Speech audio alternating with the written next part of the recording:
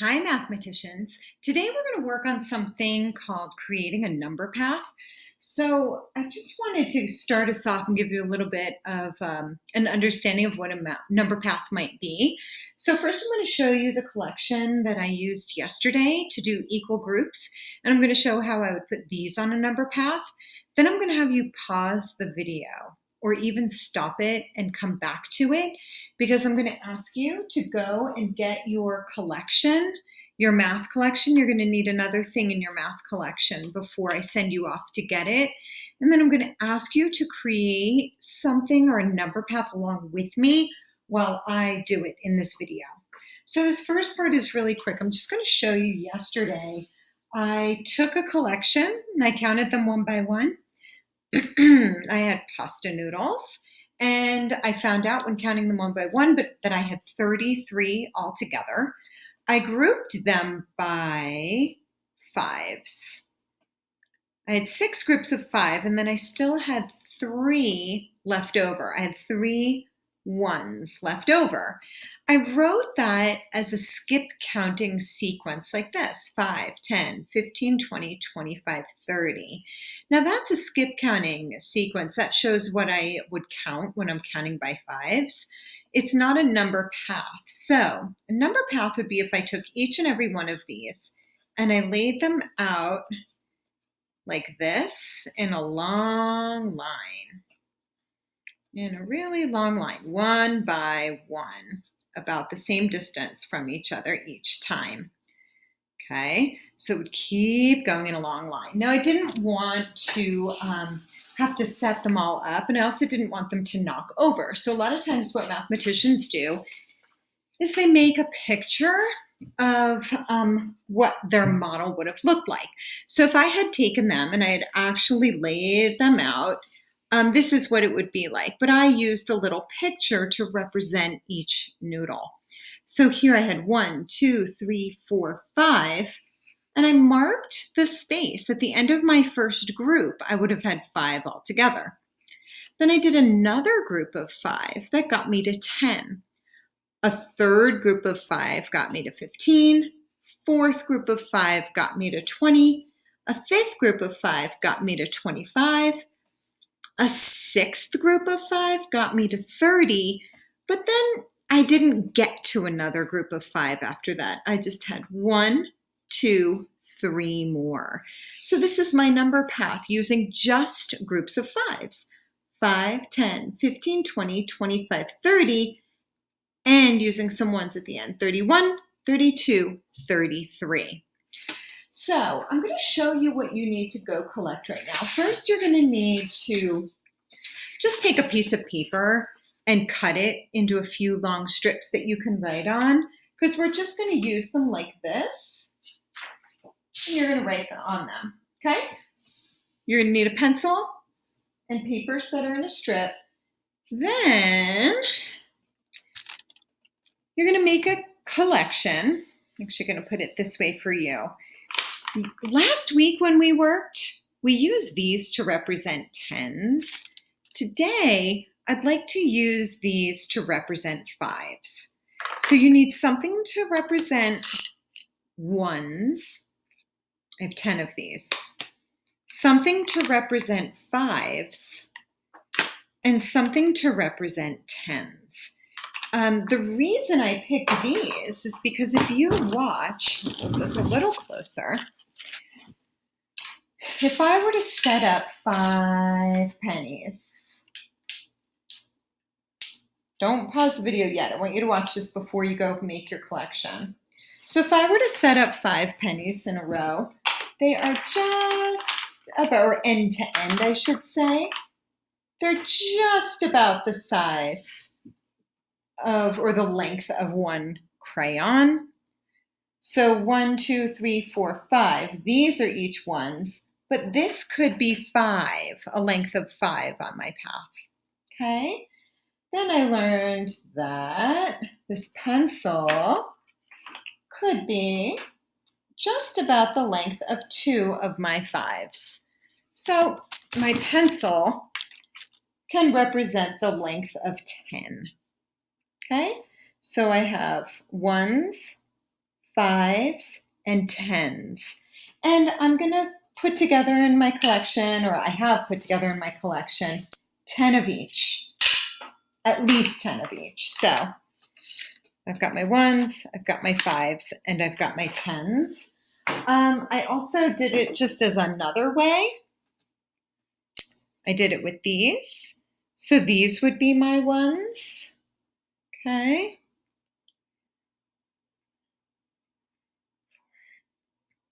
5. And then these would be my 5s. Okay. And this would be somewhat equal to, I should cut this one a little bit because I want it to be about equal to 2 5s if it's going to represent the length of a 10. All right. So I've got 1s, 5s, and 10s. So this is the time when you can pause it and you can go create a collection so that you can make a number path along with me.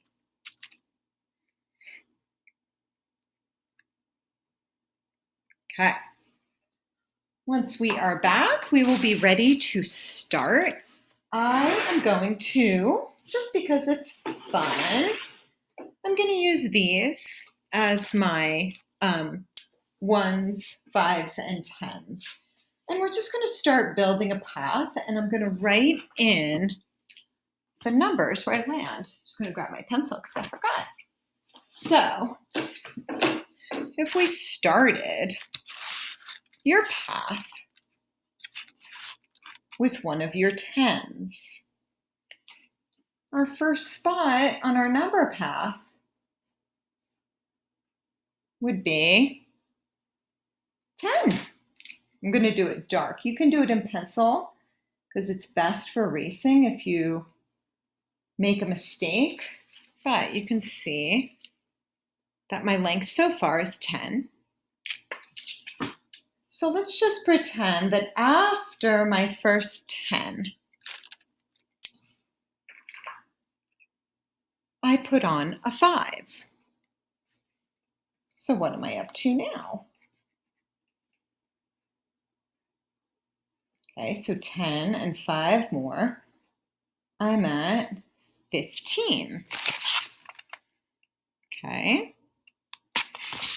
And let's just say now I put on a 1. Okay, 1 more. So I'm going to do a pretty small little square here. Now my path has a length of 16 because I have 10, 5 more gets me to 15, 1 more gets me to 16. Now what if here I put on another 10? This is too long.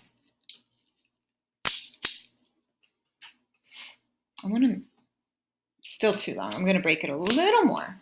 Okay. So from my 16 now that I added on 10 more, what is the length of my number path? So it goes 10, 5 more is 15, 1 more is 16, 10 more than that. So 10 more than 16 is 26. Okay. So far, I have a length of 26. Let's just say I put on a 5. What will the length be now? I started to write 5, but that was wrong. So if I was at 26 and I went 5 more, so 26, 27, 28, 29, 30, 31. 31. Let me write that a little better. Okay. From 31, now I'm going to change it up. I'm going to put 4 1s. 1, 2, 3, 4. So let's see, where am I at now? 31, 32, 33, 34, 35,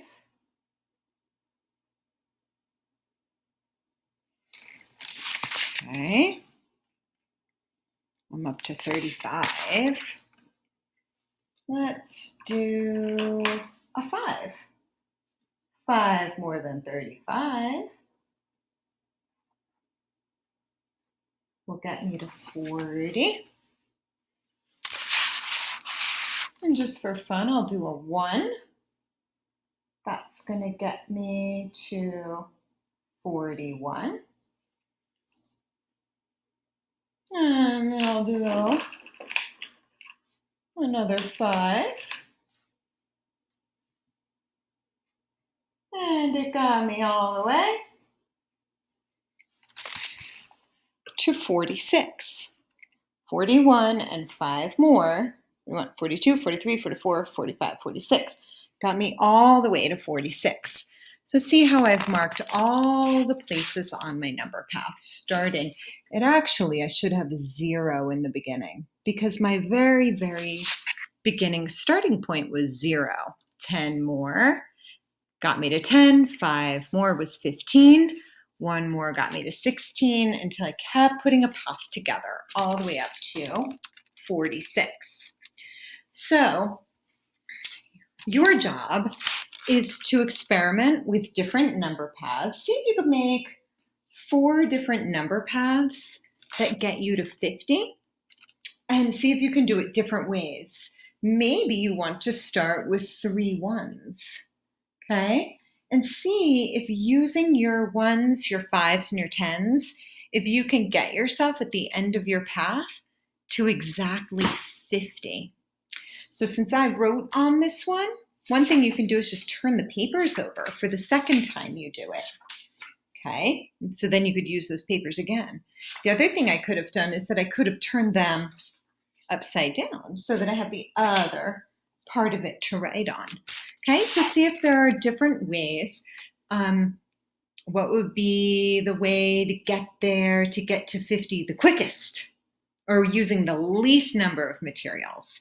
And then maybe see if you have enough materials to get all the way to 100. Okay, so try that out. When you look in your student book and you do the page from today, your number path is going to look, it might look like you're in the middle of the path.